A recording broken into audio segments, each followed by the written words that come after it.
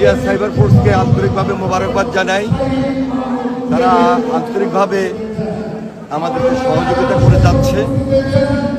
দেখুন, 17 বছর ফ্যাসিস্ট হাসিনার একটা ভয়ঙ্কর এবং দানবীয়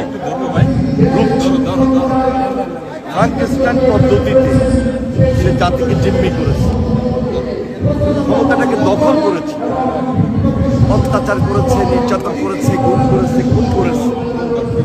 সর্বশেষ জুলাই আন্দোলনে অনেক শহীদ হয়েছে। হেলিকপ্টার থেকে গুলি করেও শিশু হত্যা করেছে, ছাত্র জনতাকে হত্যা করে তারপরেও সেই ক্ষমতাটাকে পার্মানেন্ট করতে চেয়েছে। কিন্তু আন্দোলনের বেগ এত ছিল, বিশেষ করে বৈষম্য বিরোধী ছাত্র যারা মেধার জন্য লড়াই করেছে, আন্দোলন করেছে, তারা আমরা সবাই মিলে আন্দোলনটাকে এত বেগবান করেছি, শেখ হাসিনা পালিয়ে যেতে বাধ্য হয়েছে। তবে 5 তারিখের পর আমাদের ভারপ্রাপ্ত চেয়ারম্যান জনাব তারেক রহমান তিনি সবাইকে আশ্বস্ত করেছেন।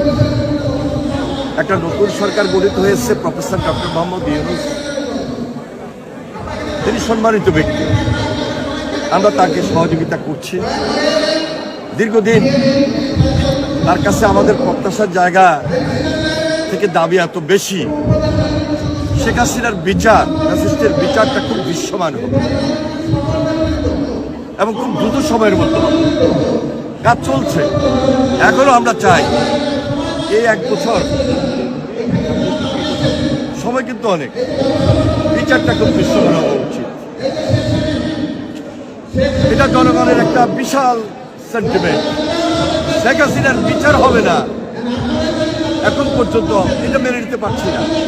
ক্ষোভের জায়গা আছে, ত্যাগ আছে, কষ্ট আছে। এই যে শহীদ পরিবার, সবাইকে আজকে আমরা সম্মানিত করছি। একই তো বক্তব্য, একই কথা, দৃশ্যমান দেখতে চাই এই বিচার। সংস্কার প্রক্রিয়া চলছে, আরো দ্রুত গতিতে চলতে হবে। আমরা একটা 27 দফা দিয়েছি সর্বপ্রথম, এরপর যারা যুগপৎ আন্দোলনে ছিলেন সবাইকে নিয়ে ভারপ্রাপ্ত চেয়ারম্যান জনাব তারেক রহমান তিনি 31 দফা দিয়েছেন। এই যে সংস্কার, এই সংস্কার এবং বর্তমান সংস্কার, সব কিছু মিলে সংস্কারটা খুব বেশি জরুরি।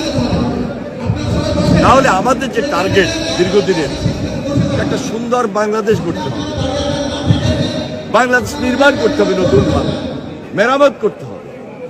তাহলে সব কিছু যদি করতে হয়, সেখানে একটা স্বাভাবিক রাজনীতি